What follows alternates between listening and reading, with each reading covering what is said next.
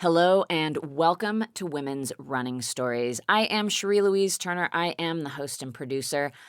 And today we're doing something a little bit different. We are doing a cross promotion with the podcast Starting Line 1928. They are an oral history project documenting the lived experiences of women distance running pioneers. So we are featuring one of their episodes, and it is a great one. But before I get into that, some things to know about Starting Line 1928. It is run by a team of freelance historians who interview women trailblazers in the sport. They have a special emphasis on women of color and others whose voices haven't been heard as often. The women that they feature are from the 20th century, and they chronicle individuals who've paved the way for a post-Title IX world. Their guests have included Olympians, steeplechase pioneers, ultrarunning champions, coaches, and those who have fought hard for women to have new opportunities in the sport. They are the proud recipient of the 2022 Tracksmith Fellowship, which of course we love because we love Tracksmith. I personally run for the Boston Hares Tracksmith running team, and we always appreciate the support they give the running community. One of the things I really love about these interviews is that they go really in depth, so you get a lot of really great history and personal insights, and they really get into the details of these women's lives and what inspired them to be the pioneers that they became. And of course, in many circumstances, that was not the intent when they started. And that is the case with the woman who is featured in the episode that we chose to run. That is Bjorg Austrheim-Smith. She is a pioneer in ultra running and is best known for winning the Western States 100 miler, which takes place in California every year. She won in the early 80s, 1981, 82, and 83, and she did not start running until she was 35, and she'd already had 2 kids.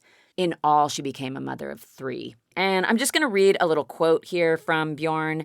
She said, "I was just a stay-at-home mom with small children who one day stuck the kids in a baby buggy with groceries underneath it and started running the streets. I needed to get out of the house." I think that's something we can all feel, that running at its core is always just a great way to get out and move your body. A couple last items before we get to the episode. You can get more information about the women in these episodes at startingline1928.com, and that's 1928, the numbers. There are accompanying articles and photos about the women that are featured on the podcast, so go check that out.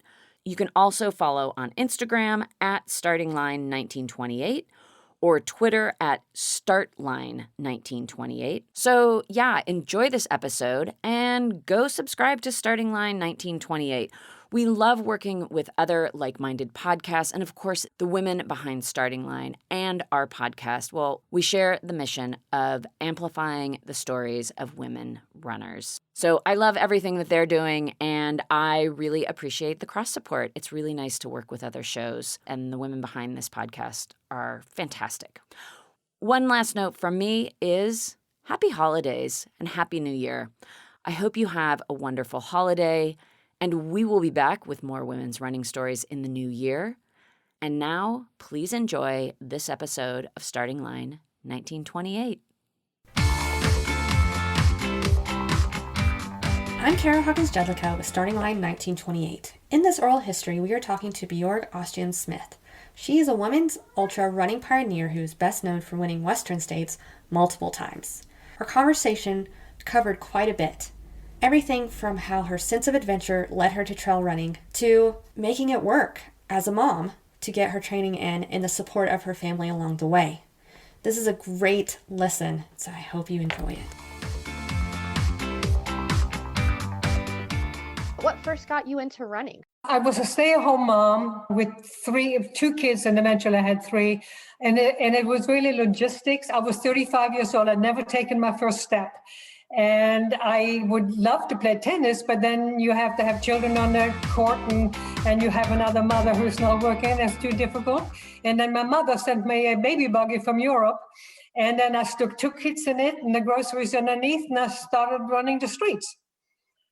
And for exercise, that's what I did. And the first, I ran the neighborhood, and there was some fun run. I did a 3-mile fun run, and I took second, and I thought, next month I will do first. Never did. I am not a short distance runner. I am a rotten middle distance runner. And so they had a marathon just where I was running around in circles.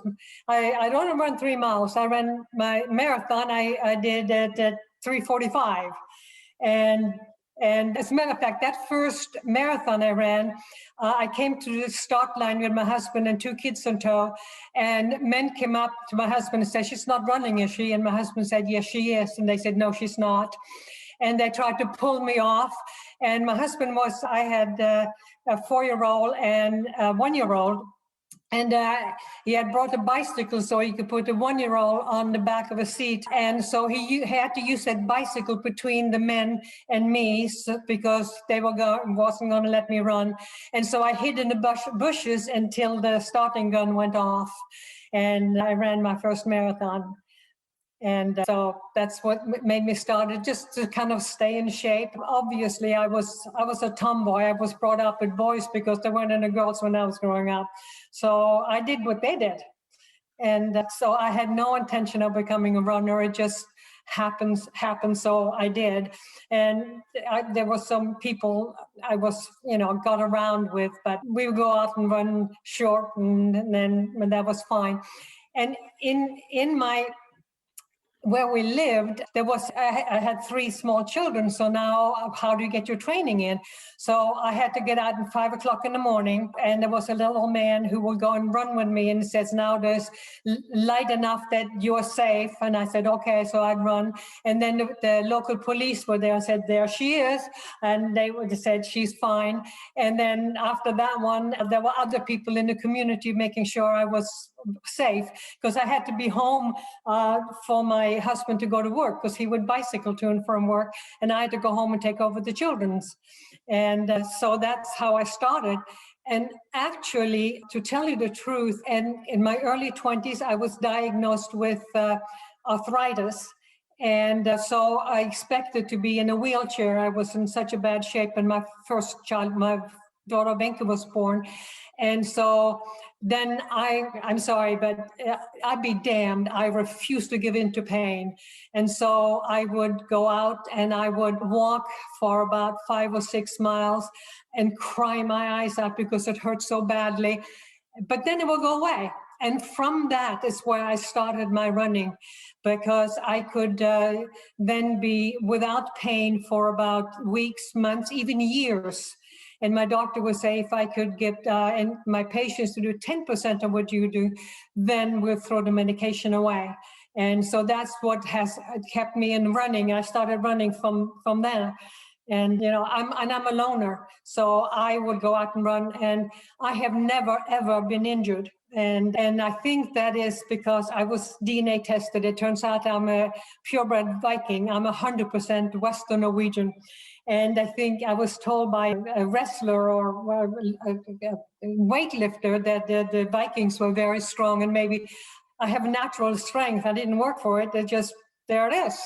So, and I am mentally fierce. I don't give, and I be damned. And it's me against me, not me against anybody else. How can I be better? And that's how come. And then I got into a group that they would say, "Come on, let's go and run distance." And I said, "No, I'm not running. After the marathon, I'll never run again." And of course, the following week, you're signing up for the next race. It's one of those things that I think you are addicted to. I don't know. I'm addicted to feeling good. And it made me feel good, and that's what I did. So what kind of made you get into ultras? You said you started with the marathon distance. What did you do after that? Yeah, well, I call the marathon distance middle distance. That's the middle distance for us. There was a group of people that came out of those 3-milers that would say, "Come on, let's go and run on the weekend." And I said, "Okay." So we went out and they started doing trail running. And I did my first 50, and it was the absolute worst conditions ever. It was windy. It was February. It was pouring rain. It came in sideways, and we were running on the levee, the Sacramento River, and I went from Marysville to Sacramento, and it was so windy that it was actually blowing me off the levee, and I have to climb back up again. And then I would try and find a big man to lay behind to kind of break the wind. And then there were a couple of us women who were trying to break for each other. Well, it so happened we came in first, and they said, well, somebody has to decide who gets a trophy. And I said, no, we got 2 trophies, and they wouldn't give it to us. But anyway, that was the first 50 I ever did, and I said, never doing that again. And of course, that group, I said, let's go, there's a 100-miler. And I said, over my dead body, I'm not doing a 100-miler. And they said, oh, you will, because she said, if we go point to point, you will do it. If you run around in circles, you won't. So we will take you to Squaw Valley, and it's 5 o'clock in the morning start. You will be asleep, and the gun will go off, and we will just push you, and it goes up, go home. And and you can stop when you get to Auburn. I live in Sacramento. Just you stop when you get to Auburn, and of course I did. And then I took second, and I was only 2 minutes and 11 seconds behind first. I said, damn, no. And so then I didn't know what I was doing. I put one foot in front of the other, running, right? And then my family didn't know what they were doing either. So, and then the following 3 years, I won Western States, and then took again second, and in the 4th year. So I did 11 Western States 11 times consecutively. The 10th year had renal shutdown, and they didn't know what that was, and it took me a year to recover. But I get me the first gold buckle for women, which is 10 times under 24 hours. So I'm a trail runner. So that's what my running is. So, because I did read about your first Western States, and it was so close, right? What really made you come back and keep coming back to that distance and to that race?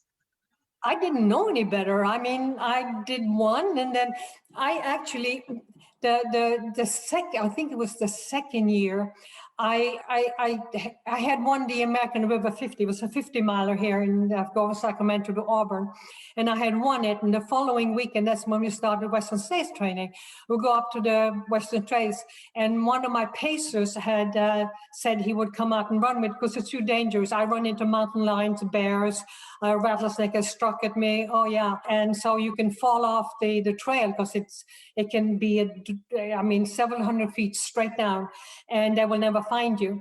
So and on trail, and it turns out, since I've had a lot of ballet, I'm a downhiller, but specialty is technical downhill, because the ballet has given me balance, it has given me the timing and the agility, and I had no fear. You can't have fear on a downhill. You will go down, or you will destroy your legs. So, I was out there, and I had come to what I call the Bucking Bridge in Devil's Canyon, and because it's a bridge, the hang bridge, and it moves like it bucks, because it's wonderful. I love that bridge. And so on a wall of ice and snow about 20 feet up, there stood a man, and he said, "Hi, Bjorg." And I said, "Who are you?" And he says, "I'm Bruce LaBelle from Davis." And I said, "Never heard of you." I'm very good at making enemies. Friends? No, not so much. And he says, "Can I go back with you?" And the pacer that I'd brought out with me, and he said, "You run me into the ground. Go back with this gentleman, with Bruce, and then I will get myself back to my car." And I said, "Okay." So Bruce and I didn't know anything about him. He didn't really know what I could do, but it turned out we're both downhillers, and he was not going to give in to me, and I was not going to give in to him. So we hauled back, and we came back together. We are running canyons, which means 2.5, 3 miles down and 3 miles back up again in those canyons. And there are lots of rocks and roots, and you can pick your toes, and you can go down. But anyway, came to back to our cars, and he turned to me and he says, "Bjorg, I need a good runner to train with. Can we train together?" And because he said good runner, not good female, if I said good woman runner, I would have said no. But since you are a good runner, then we're equal, and then now you will let me have it so that I can be the best that I can be. Because, I otherwise I feel I cheat myself what can I do? And it's the same thing when I did races. If somebody beat me, good for you. Back to the drawing board. Tomorrow is another day. And so, best that I could be. So we became partners, and so I did it year after year until I took the gold buckle for women, the first gold buckle, 10,000 or 24. And I did 8 overall with 18 hours, 18:23.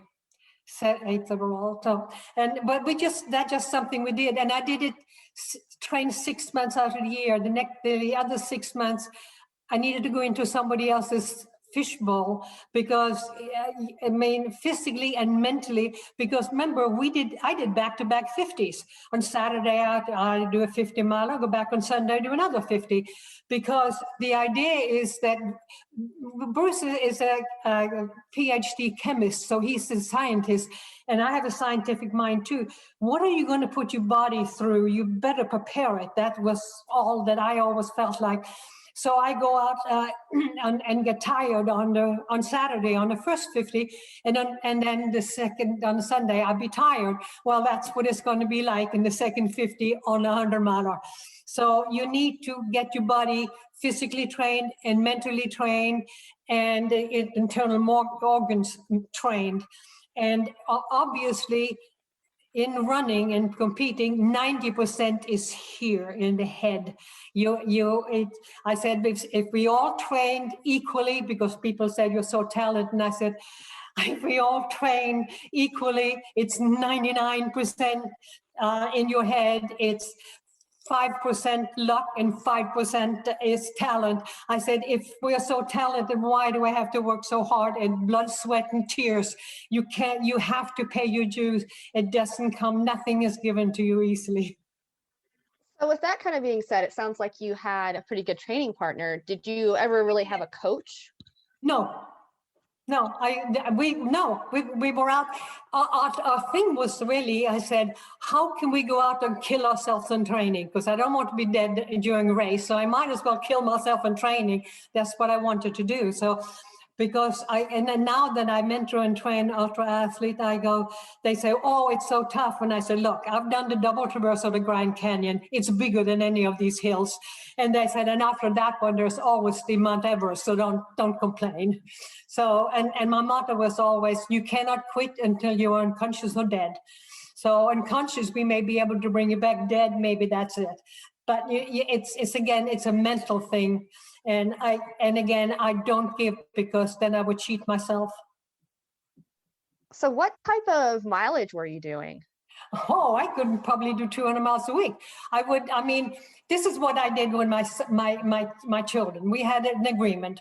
Okay, we'll take you out in the baby buggy, and then we'll go to bakery, to the bakery, and you can get any donut you want. So, and one donut was 15 miles. So I would never put my shoes on for anything under 15 miles. So my son would say, Mom, is it a 1 donut day or is it a 2 donut day? 2 donut day is 30 miles. So that's how we measured, depending on how I felt that day. So, and I did not, I have my own training. I hate the track. I did not go to track. I don't do track. But what I did, I have a musical background, classical music from the age of 6. So I would put earphones on and I listened to the old Walkman. I listened to music, and the old Walkman had an antenna that went up. So I was wearing that. And one day a little old man was sweeping the driveway, and he was saying, lady, I'm 76 and I talk to myself, but you're awfully young. And my son spoke up and said, Mom's talking to E.T. And so I used the music where I would, whatever beat it had, my foot would have to hit, and I could double time it, quadruple time it, because I knew music. So that's how I do speed work or pace work or whatever I did. And then, it's much easier on your head than walking around on a track or listening to that clock beat. And then as far as training for the accuracy on the technical downhill, I would find an old railroad track that wasn't using, and all those railroad ties were all askew, uneven, missing, and I would hit on the music, on the beat, on each tie, and they are uneven, and so it's a technical downhill, it's uneven. And there was a story in a magazine written, I don't read magazines about Western states and look at bloody feet, and people say, because men said, you know what, all those stories, why I failed, that's always written by men, never by women. Women go back to the drawing board and say, how can I change? But anyway, there was a man during the Western States one year, and I read it in a magazine, and it says, there was a doctor, and he says, my wife didn't want me to run training. And so I am a mother with 3 kids. I have to figure it out for yourself. I don't make excuses. I don't do excuses. And so anyway, so he's writing in the magazine. I was going up to the monument out of Squaw Valley, and he says, and I'm passing Bjorg, and he's saying, gee, what's all this big hoopla about her? I'm going to have a good time today. And so we get over the top, and then there is a traverse downhill across the mountainside, and there is about a pace line of about 8 to 10 people, and I'm coming up on them. I'm saying, trail, please, and they keep chugging, and you cannot pass because the trail is fairly deep, and there's oaks and trees and around. You can't get around them. So I called, trail, please, and they keep chugging, and I said, trail, please. And I keep doing. The 3rd time I'm saying, trail, please. I'll tap you on the back heel and you will go down. And the whole pace line jumped off the trail to the side, and I passed. I kept going, and a few more miles, and up for another pace line. And the guy says, hello, Bjorg, and I didn't know who it was. And he introduced the guys in the pace line. One of the names, only name I recognize, was the defending champion, male defending champion. And they said, are we running too slowly for you? And I said, yes. And the whole pace line jumped off the trail, and I passed. And a few miles later, they came up on me, and I said, am I going too slow for you? And they said, yes. And I went off the trail for them and I passed. That is the etiquette of the trail runs. And so I read in a magazine, this guy who I wouldn't let me pass. Well, he didn't finish. But he took 10 women, and totally described them physically. There was one lady who was little and cute. Well, she is trying to break 30 hours, and we are trying to break 20 hours. And I was described as a large woman careening down the hill. He had never seen a technical downhiller. That means, because I said to Bruce, and I told him the story, and he said, you know what, I remember so many times running behind you into Devil's Canyon, and you were so light on your feet, you didn't even touch, you were skipping down. I said, yeah, I maybe 3/4 rhythm, because you have to know, there may not be room for more than your toe, and then you don't know what roots and rocks are going to be loose. You could break an ankle or you twist, and then when that weight really comes down, you better make it somewhere solid, because there's a lot of weight that's going to come down on it. So anyway, so that's they don't know what they're doing. So did you run into a lot of kind of overt sexism like that when you were running? When I started, it's very interesting. When I did my first marathon, the people who put it on were the people who put on that 3-miler that I was running. So they started calling my husband, and they said, can she run 26.2 miles? My husband says, we don't know. She's out there. See if she comes home. And so, and they would call 3 times a week, and they would call every day, never to me. They would call him, can she do it? So, and again, people would come, men would come to my husband's. He was in the garage, or garage door open, and he says, my wife is sitting in the car. She would like you to thank your wife for running for them. And my husband says, well, she doesn't run for you, she runs for herself, but go in and talk to her. And the husband said, oh no, they can't do that. So there was this thing, and it must be, I never, growing up, I never knew that you weren't allowed, there was restrictions or something. I did what all the boys did, what everybody else did. That's what I did. I was a high jumper. I would have preferred to play tennis, but that's just what I did. And so it was a shock to me to come to the US and find out that it wasn't okay. I mean, I was out running one day with the babies in. It was raining and whatnot. And a little old couple in their car stopped and they said, "You have been home. Yeah, we saw you 2 hours ago." And I said, "No." And they said, "Don't you know, as a mother and wife, you're supposed to be home and cooking and cleaning." And so I went home and I told my husband, and he said, "Did you kill them?" I said, "No, I let them live." And he said, "Generous of you." So, I mean, he was always support me. What had happened also during all that training, because my husband was a cyclist. My children were also into ballet and other sports, swimming and whatnot. And so with all the time weekends, I was gone because 50 miles back to back. And on the weekdays, and I always train 7 days a week, still do. I often run 7 days a week. And so I come home one day after training, and they met me at the front door, and I'm going, uh-oh. So they said, "We had a meeting while you were gone." And I said, "Okay, so what happened?" They said, "Well, we looked at, because of time, we looked at ourselves and saw how we were doing against our competitor versus you were doing at yours. We rated us. And it turns out that you are doing better against your competitors than we are doing against ours. So we are going to give up our training and our things so to support you to do whatever you feel that you need." And so they have always stood behind me. So I was a loner. And I would come out of the woodwork to run, and then I would go back into the woodwork again. And so for those long ones, I trained with Bruce. And then one day, my husband came up to me and he says, "Okay," he said, "6 months out of the year, I don't see my wife. I come home from work and she runs off with Bruce." So he said, "In order to see my wife, then I've decided I'm going to do the same thing that you do." So, and that was, he said, it was in the fall. He said, "I just signed up for Western States." And I said, and Bruce and I said, "Are you out of your mind? You're never taking a step." And he says, we knew he had a cardio, but he never taken a step. And so he said, "Train me." And we go, "We won't wait for you because we are going for the top places." And he says, "Well, race day, I'll be ready or I'll be dead. So train me." And we said, "We can't afford to wait for you."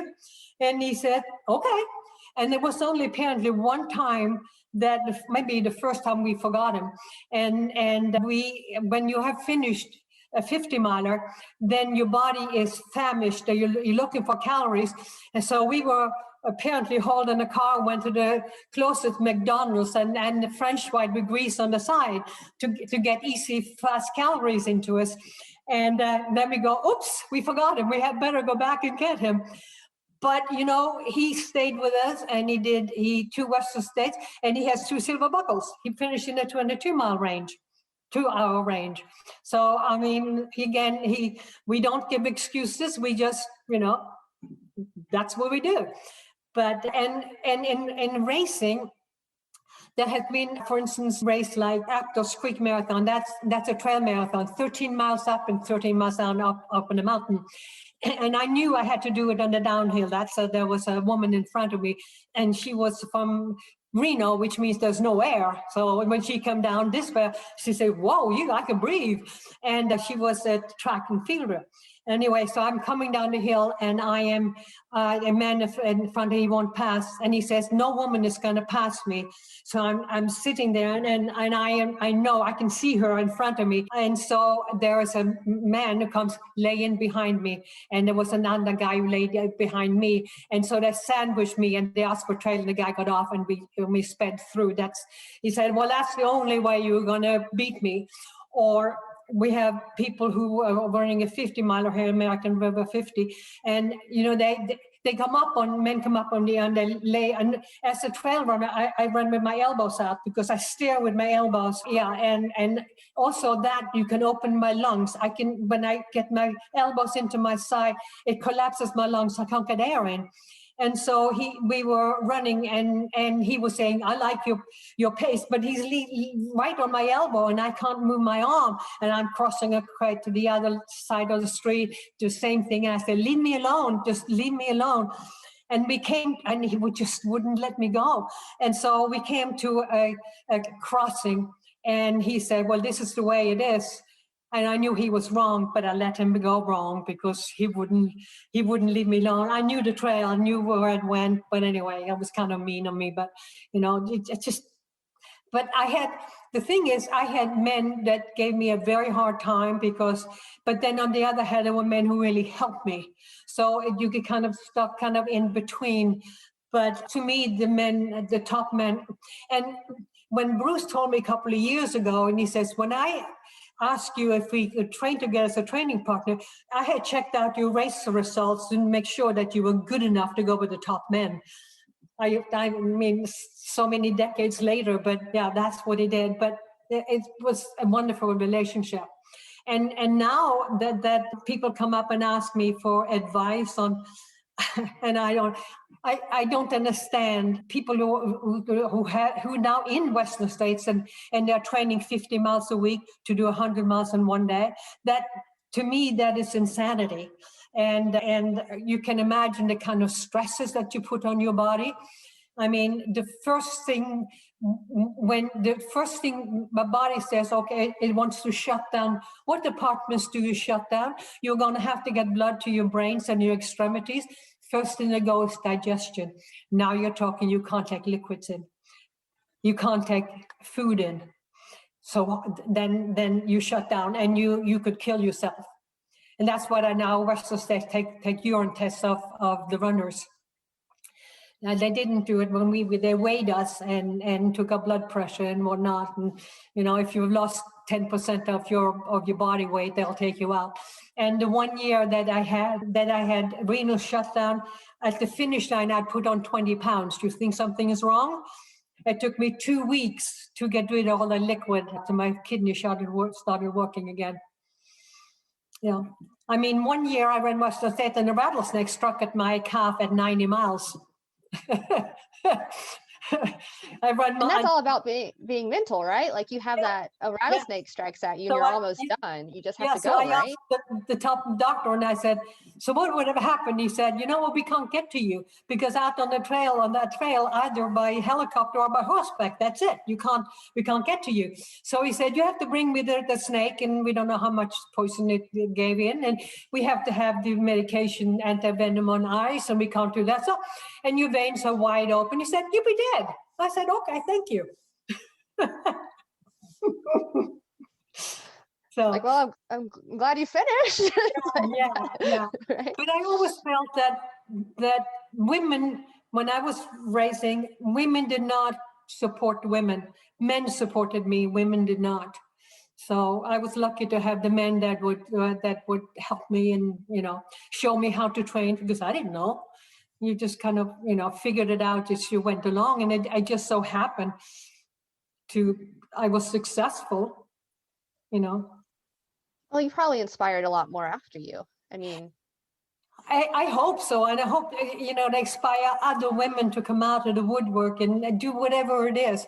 Because I said, you are addicted to running, and I said I'm addicted to feeling good, whatever that is. And I tell my doctor, I said, the doctor, you get no money from me because I'm so healthy.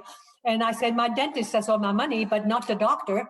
And so, but if eating and drinking will make me feel as good as I'm doing when I am working out, I'll give up running and keep eating and drinking, but it doesn't. So, whatever it is that makes you feel good and you're healthy, it's what, what to me is important. So this is kind of maybe an unrelated question, but okay. What were trail running shoes back in the 80s? Oh, like? I was sponsored by Nike, and even to this day, I'm constantly fighting trail shoes, because to me, a trail shoe is a flat shoe with a 0 or 4 millimeter heel drop. Because I want to use my feet, and it's interesting. And this is going to sound horrible, but I look at people on the trail, and they're working the hoka, and I can see it because the trail is banked. It goes up on the side, and I see them put their foot on the side, and then you're trying to they slide sideways. Can you imagine what that does to your knees? I said, trail is soft. So I said, I always want to put my find my foot when I pick it up where I left it. So you don't fight that it slid somewhere else. And the trail shoe is hard because you really need a good heel cap that would hold your heel and your arch, so that when you are hitting the downhills, that it doesn't slide forward, the toe doesn't slide into the front of the toe cap.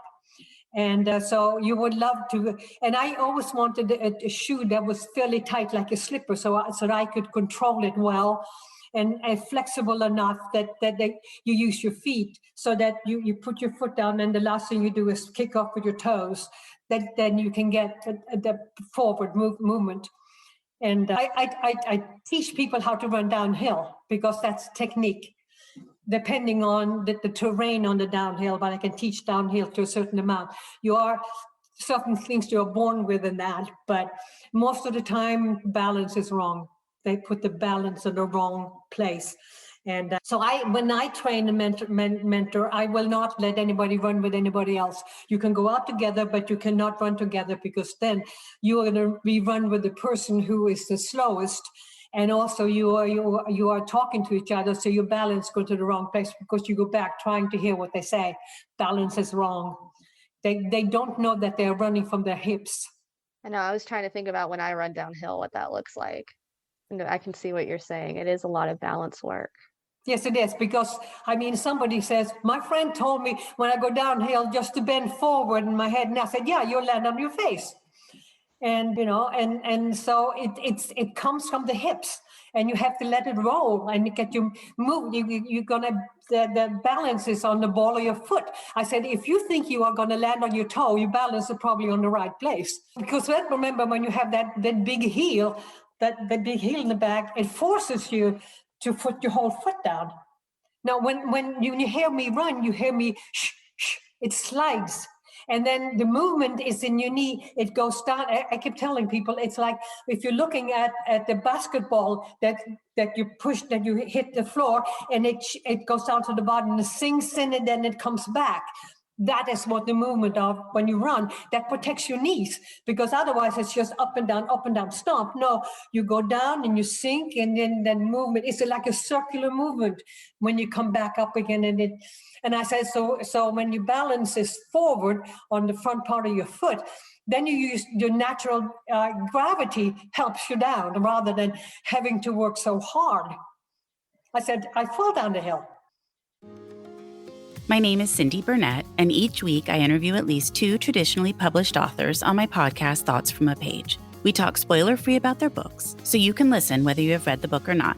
And then we delve into things that you most likely won't hear about anywhere else. The importance of the cover design, why they included various aspects of the story, personal details about both the books and the authors' lives, and so much more. You can find the podcast on every major platform and learn more about it on my website, thoughtsfromapage.com. Thanks so much for checking it out. So besides shoes, were there any other pieces of equipment that you had like a particular affinity to, or like kind of your favorite things to use? Clothing. Well, it's funny. I'm built like a woman. I have curves. And so they did not make clothes for women. So, I mean, I'm not flat-chested naturally. So what do? I mean, I ran braless, and you know what they said? They would have these singlets that were cotton, and then they had a stripe in the middle. They said, oh, we will just take a men's shirt, and then we will just sew up the armholes, and women's clothing. No, it isn't. It's the same thing with women's shoes. Women and men's have different lasts. The arch is in a different place between men and women's shoes. So when they used to say, oh, women's shoe, oh, just take a small man's shoes. I said, so have you ever told a man to have a large woman's shoe? No, they never say that. It's always so I mean, the sports bra was way before sports bra, and you couldn't have a regular bra because that would cut in, and I mean, you would have bleeding, and you would have, you know, sweating into it, and it just, yes, they weren't working clothes for women. I was thinking at one time starting a whole line just for women, but now fortunately they have sports bras and shorts that fit women, and you know. Yeah, it was a great problem, both shoes and clothes. They didn't do it for women. So how did you get that Nike sponsorship at that time? Oh, because I had won Western States, and so they gave me whatever the trophy, and I said, well, I really would like to have a sponsorship, and they said, okay. That's after my first win, or second, maybe it made me be on the first place, the first time I ran it. And, it was funny that I was in Wild World of Sports. ABC Wild World of Sports was out filming all this stuff. And so Jim Lampley, he was journalist, sports, yes. He was out there, and it was at the start. So he says, so why are you doing this? I said, why do you ask? And he says, well, because I have to explain to people in the Midwest why people are dumb enough to do this. I said, so will you explain to me why you are dumb enough to come out there in a three-piece suit and a white shirt and a tie in the middle of the boonies where it's 108 degrees and dust? We don't understand that here in Northern California. And so he would say, so are you going to win tomorrow? And I said, I'm going to do my best. And he says, oh, come on, are you going to win tomorrow? And I said, I will put one foot in front of the other. And if I'm over the finish line, I have won. Okay, you just be giving me that bull crap. And I said, no, because I wasn't going to live under that kind of a stress. And so then he turned to my competitor and he says, so you're going to win tomorrow? And she says, yes, I am. And I thought, well, I may have something to say about that. To myself, I said that. I won. But she was living with the stresses. And that's what I always tell the runners that I train and mentor. I say, first of all thing, you will smile going over the finish line. Whether you feel like hell, you will smile, because that picture is going to be taken and you're going to be live with that for the rest of your life. And you will not put any stress on you. You're going to be the best that you can, and you will start a race slow. That's what I always said. Go for the first 50 comfortably, because you can't, it's not as easily runnable as the last 50 of the Western states, because then you're going to need your legs. So let it go through as easily as you can and not tap too much. You're going to be comfortable, and then you're going to give it in again. So I was always best in the end, because I had done so many miles on my body knew. And my crew was great, my family, my kids and my husband, and they would always try and get food in, because getting calories in the last 50, you don't want to see any food. You're fighting, and that they know you have to get something calories in, or you're going to crash. And so they would work with other runner crew, and they would send them year after year, same people, because we were doing the same speed. And they would be friends with them, and then they would go to the other crew and said, what do you have? Maybe there's something that my mom could use, because we've gone through all that she doesn't want to take in anymore. She's seen it all day long. And you can have anything that we have to give to your runner. So they become friends. So that was a good, and of course now there are so many rules. They tell you when to breathe. You put your toe an inch over the line for when you're leaving an aid station. They disqualify you, and it's sad the way it's taken. It used to be pioneering, where everybody was helping everybody.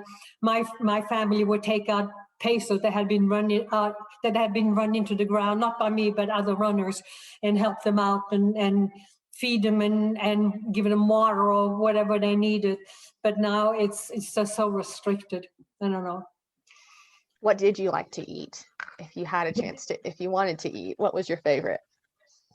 Actually, it depends. My husband would make me strawberry crepes at Michigan Bluff. That's about almost a half-mile mark.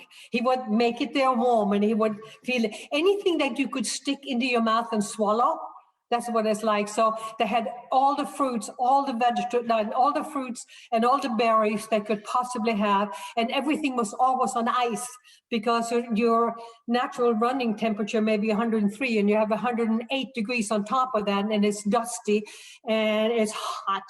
And so any liquid that you can possibly get in, but they would have a whole, and I swear my husband and my kids had the best aid stations because they had it all set up. And when my husband ran, he would ask for a hamburger at 50 miles.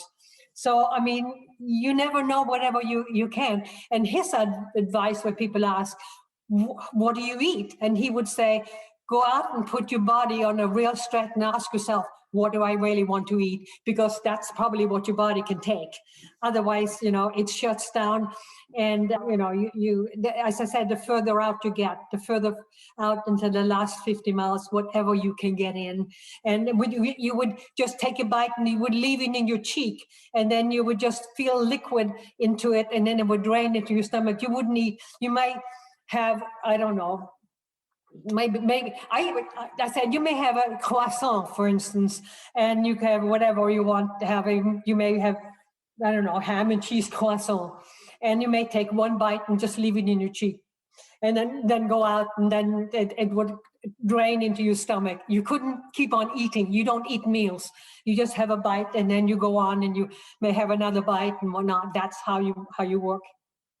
So were you aware that you were kind of trailblazing and making history at the time when you were entering these kind of races? No, I didn't know. I didn't. It was all, I was doing it for my own survival because I wasn't working. I was a stay-at-home mom, and I felt I needed to do something for me because I felt my brain was dying. I needed something for me. So it just turned out that way. I didn't know, but I was pleased when people would come out and maybe I encouraged somebody else to do that. It was okay, and I think that is one of my greatest pleasure that I could do that. I mean, and I now too. I'll encourage anybody to.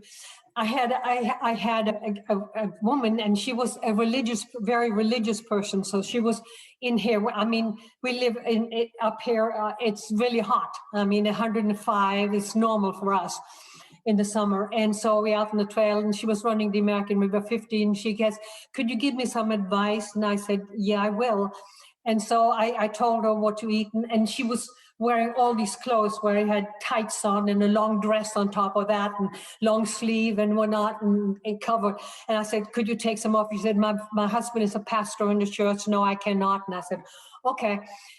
So I said, well, make sure you put a towel in your ice chest, and when you come to an aid station, take that towel and put it on top of you and wash everything down. Stay on your quads, but make sure on the inside of your legs so you don't chafe, but cool your body down. And she said, how do you want me to train? And I said, I want you to go out and do a 30-30 and a 30 mile on a Saturday, 35 on a Saturday and a 30 on a Sunday. And she said, okay, I'll do it. It's the only person ever who said, I'll do it. And so I got a message back from her, one word, ouch. I thought, yes, now you know. And I saw her afterwards, after she had finished the race. And I said, how was it? And she said, thank God for what you told me, because she said, I didn't know how tough it was going to be. And she said, if I hadn't done that 35-30, like you told me to, I would never have finished. I said, yeah, I was nice to you. I was going to have 30-35 next. So you need to find out how tough it really is and die in training and know, because it's mental. So this is kind of a rewind question. Okay. I was thinking about this. When did you come to the U.S.? Why? Well, I had gone to school in Cambridge in England and study English because I was told I would never be able to speak English. And so anyway, there was some tourists that I had then taken around Europe as a private guide through Europe. I hated them. Because I'll tell you why. It's not because it was the attitude, because they were old Americans. They thought they knew what Europe was like. They didn't have an open mind of seeing what we were really like. So they were the ones who said, well, if I haven't been to every capital in Europe, I haven't seen the country. Well, and also the ones who brought their dollar with them, and we would give them what you thought that Europe was like because you were willing to pay for it. That's not who we were like. So I took them to the boonies and East Germany, and they saw people who looked, and their children looked behind their parents' apron and saying, they're Americans and they look like us, because they have heard me, thought that made people look like they were from outer space or something. And these people, these Americans, they had seen everything through their camera. They had 10,000 slides. They had no idea where they were. And so they had written in a diary, and such a slide, there must have been so. So they didn't like me and I didn't like them. And so when we were done, they said, we would like to come you to the US, we were your sponsors. And I said, if you have the guts to offer that to me, I have the guts to take you up on it, so I can go to America and see if Americans are really like what I see, rather than we see if the young people, if they're different, if they're more willing to learn about us, like I want to be learn about them. And so I applied for a visa, and I got to the embassy in Oslo, and the assistant ambassador, and he says, okay, so what are you going to do when you get over there? And I said, well, I'm going to be a masseuse. And he says, we have too many of those. We don't need anymore. I didn't realize that, because masseuse in Europe is a physical therapist. Well, over here is a prostitute. And after an hour and a half, and he says, lady, you will survive. We'll give it to you. And so I come up, and even then I hadn't told my parents I was leaving, and they said, are you leaving? And I said, I don't know. If the ship leaves and I'm on it, then I'm going. And if it leaves and I'm coming home, I haven't decided yet. So I went to the ship and I thought, well, should I go or should I stay? I don't know. So I went on the ship and decided to go home and come over here and see what the Americans were like. And I had an agreement with my mother that if I would come home within 2 years, I could do whatever I wanted to. And I said, I'd like to go to Paris and study at Sorbonne. And he said, okay. And so, well, I stayed. And my whole life story, people want me to write a book about my life, what I've done. They've tried to kidnap me twice in London when I was there. The last, as a matter of fact, 2 years ago, I decided to pack a backpack. I packed 25-pound backpack, hopped on a plane to Paris by myself, and then off to Biarritz, and then I went into Spain, and then I walked the Camino del Norte from the border of Spain and France to the Atlantic Ocean. It's all along the Bay of Biscay. It's all along the ocean. It's 511 miles, carrying 25 pounds on my back, and stayed in hostels. Took me 33 days. I did 15 to 20 miles a day. And that was a wonderful experience. And then I thought, well, I had an airline ticket. I was going to be gone for 2 months. I didn't know what I was going to do. So I thought, okay, if I get on my little phone here and see what I can do. Let me do the bucket list. So I went to the bucket list and I said, I always wanted to go to Greece. Also, I got an Airbnb and an airline ticket and I head on to Greece. Well, I didn't have any money because my credit card, somebody in this country had tried to do the fraud, put $1,200 on my credit card. So the bank stopped anything. So I had no money. I had 1,000 euros. That was it. And so anyway, so I stayed in Athens it was wonderful in an Airbnb. I went all over town. And then I went on the subway. I decided one day, I said, okay, let me go out to the beach. Well, I took the subway to the end and then there wasn't any beach. And I thought, well, there were some young people on board and they looked like they have a big tote bag. Maybe they know where the beach is. So I followed them. Well, they went on a big ship. I said, okay, I went on a big ship. And an hour and a half later, I ended up on an island in the Mediterranean. Oh, so no wonderful beaches. So I stayed there, and then I hopped back on the ferry, ship back on, and went back to Athens. And then I was going to go back to Santiago in Spain because I was going to fly to Egypt. And then I was looking at sitting on a plane going from Athens to Barcelona, and it turns out the wrong date. I'm supposed to be going to Egypt. I'm going in the wrong direction. So I hopped off the plane And I said, I need to find a plane to go to Cairo. And they said, nope, ours was just canceled. You can't get there. And Lufthansa said, we have one, but it costs you €1,000. And I said, don't have the money. I guess I'll sleep on a bench at the airport in Barcelona. So then I managed to get the last minute. I managed to get on. I went to get the Egyptian pound, and the guy at the exchange, he said, and how long are you going to be gone to Egypt? And I said, 8 days. He says, €4,000. You're not going to make it, honey.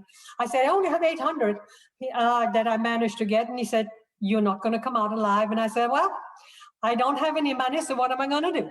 So I'm going to have to. So I got into and I stayed in a place that it was pretty bad, but I deal with it because I couldn't afford anything else. So I had told them, I said, look, I want to sightsee. They said, don't worry about it, we'll take care of it. And I said, okay. So I handed whatever money I had, and so they said, be ready in such and such an hour. And I said, okay, where am I going? So that they said, the taxi is downstairs. And I said, okay. So I went in the taxi. I drove around in the place, and they come out there, and we get out of the taxi, and I signed my life away on something. I was like, what's happening? What am I going to do? And it came out, and I said, there's your camel. I said, that's my camel. And I said, yeah. So I said, oh, okay. So I took a camel, and we walked through the Sahara to the pyramids. It was wonderful. There were no people out there. It was just me and the camel and the guide. And it was great. And then we said, we have to hurry back. And I said, why we have to hurry back? Well, you have to go to the ship. And I said, what ship? And I'm going to go on the ship. And they said, yeah. I said, okay. So I packed, a little bag, but this much in. And I thought, okay. So I went on the ship. And I didn't know where I was going. I didn't have a Wi-Fi. I didn't realize that I was going to be on the ship for 4 days. I went down the Nile on the ship for 4 days. My family was calling all over Europe, like, where is she? I mean, she is going to be lost. So anyway, so I saw all the sights of Egypt. They were absolutely wonderful. And then I went back, and then I was supposed to meet my family. I flew to Milan in Italy, and then we went to Sermignone, and I stayed there for 3 days at the end of the Alps. I had a wonderful time. Then I flew to Paris, and then I stayed there for a few days. It was wonderful, an Airbnb. And then I flew home. I was gone for 2 months by myself with no money. And it was absolutely exciting. And fortunately, in 20, we couldn't fly anywhere. So now I'm like, where am I going to do next? I don't know. I want to go. I think we're all like that, right? In Africa, maybe, or somewhere else. Adventure. Life is too short. Yeah. Do you think that sense of adventure kind of led you to trail running a little bit? Yeah, because I'm talking to people out here, and they said, oh, because at the end of my life, I don't want to say I wish I had. So I'm trying to encourage people to go out and try something. I mean, they said, oh, I wish I could have done. I said, why couldn't you? Like, why couldn't you run? Why can't you do, whatever, go and adventure or take off by yourself, or, maybe I go sit on the beach underneath the palapa with 4 margaritas in each hand or something. I don't know, something. Yeah. So looking back, what accomplishment are you the proudest of? Well, I never think of it that way. I never think of it that way. I don't know. I don't know. I just did. I mean, yes. That's a good answer. I'm obviously not normal. I'm not normal, but as far as I'm concerned, I'm normal, and the rest of the world is not. But and the older you are, I say, I'm looking at. I mean, I have a toe in the grave, so I'm looking at 100. I mean, so it's like you might as well try it. I mean, you realize you've got to live the good life, and so try something else. And women do whatever they want to do. They need to get the courage to go and do something, and the experiences. I want to feel life, pulse on the life, and to feel like really live rather than just exist. So I know the answer to this, but are you still running? Every day. I mean, and as a matter of fact, I live here. On a 20-acre. We have a farm here, and I have a driveway. My driveway that's half a mile, and I have a section of the driveway. It's a 19 degrees grade, and I have 100-meter at 10. So when it's muddy or when it's raining, you run the driveway, and you do that 10 times. Now you've done 10 miles. And so when I train other runners, and I said, okay, go and hit it full up, full down. You don't get to walk the down. You go full up and full down. And I'll sit on top with a glass of wine and say, do it again. And, that's what you do. I train every day because it makes you healthy. It keeps you healthy. I don't believe in sitting in a rocking chair and waiting to die. What do you like about training and coaching runners? I like to help. I'm a problem solver. I like problems to solve, but how can we be better? I mean, you're never satisfied. The day you're satisfied, you're going backwards and you're giving up. How can it be better? I mean, obviously now it's like, I remember 6-minute miles. I used to run 6-minute miles, and my head remembers, and my body says, "Are you kidding me? There is no way that you're going to do at this stage what it is." But at least it's forward movement. That is perfect. So you have to accept the fact that you are not what you used to be, and that's okay. And yes, I go out every day, and as I said, I talk to people out there, and they ask questions, and now they get to know who I am and whatnot, and so then they'll take me seriously, maybe, and maybe for what works for them, different options that they could do. And again, when I mentor and train, I try to give them as much information as I can, because if you're out there and they get into a place where they are uncertain or uncomfortable, whatever, I say it's okay, because I have warned them. It may happen to you. That's okay. It's nothing to be afraid of, and that makes me happy. And when they come back and they are satisfied and they enjoyed it, and then I ran into a man a while back, and I was down on the trail, and the truck came down, and he.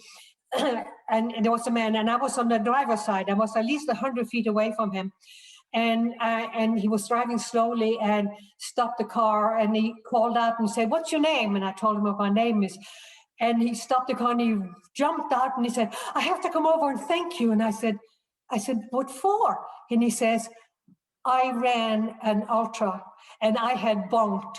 And you were up there at an aid station. You were helping apparently a friend, and you had an aid station there. And I wanted to give up." And he says, "You wouldn't let me." He said, "You aided me, and you gave me advice, and you cheered me on."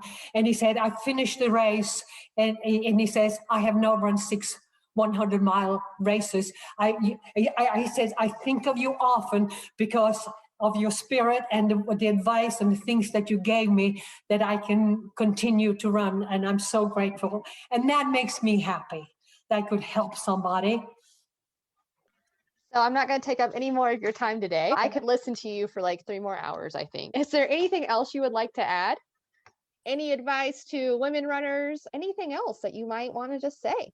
Yes. As I said, I'm willing to talk to anybody and just cheer them on. It makes me happy, whatever they encounter, or ever to cheer them on and aid them, or whatever it is.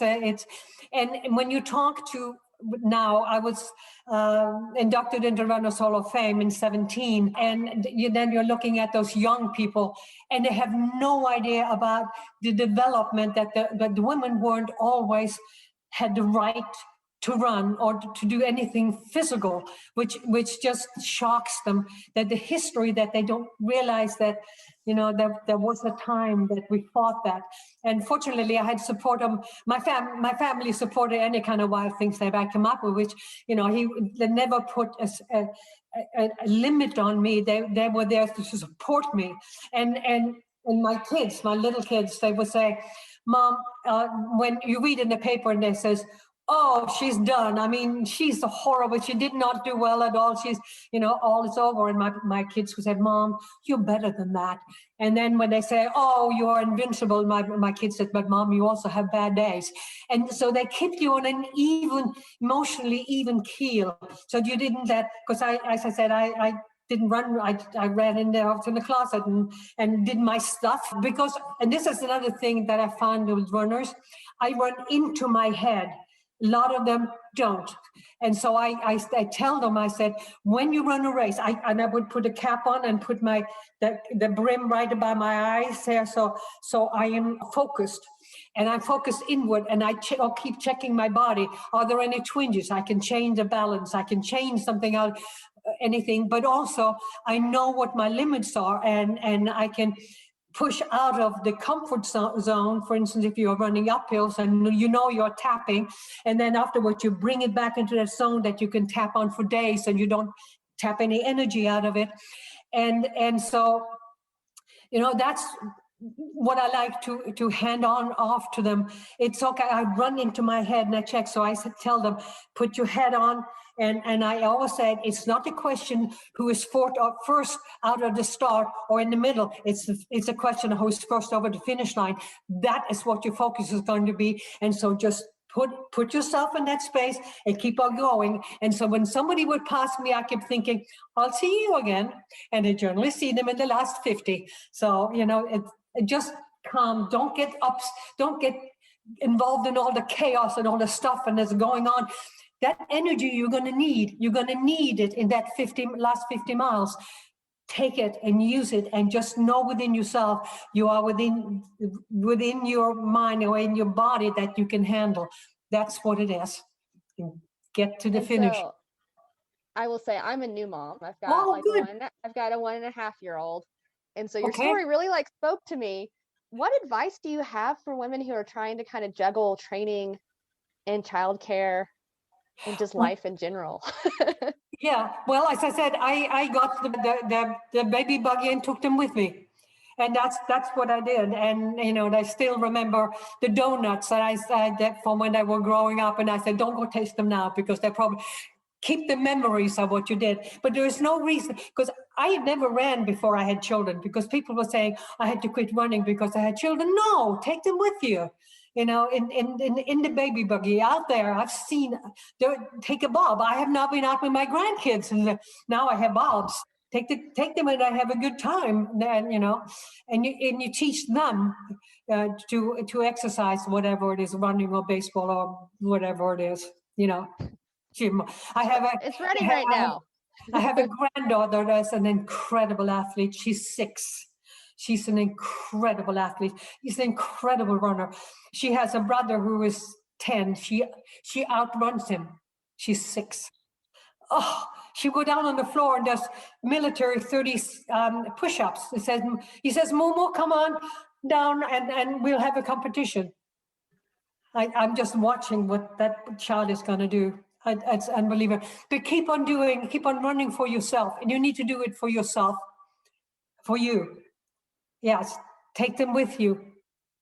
Great advice. Thank you again. Thank you. It was a pleasure talking to you.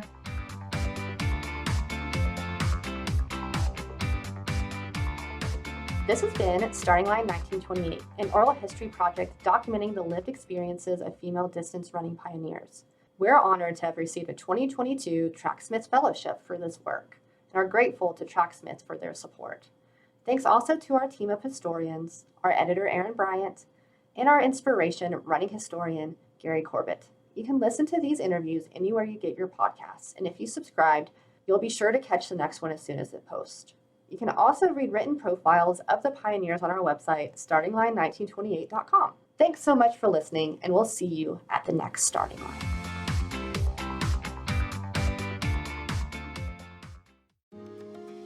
My name is Cindy Burnett, and each week I interview at least 2 traditionally published authors on my podcast, Thoughts from a Page. We talk spoiler-free about their books, so you can listen whether you have read the book or not.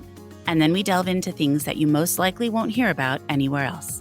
The importance of the cover design, why they included various aspects of the story, personal details about both the books and the authors' lives, and so much more. You can find the podcast on every major platform, and learn more about it on my website, thoughtsfromapage.com. Thanks so much for checking it out.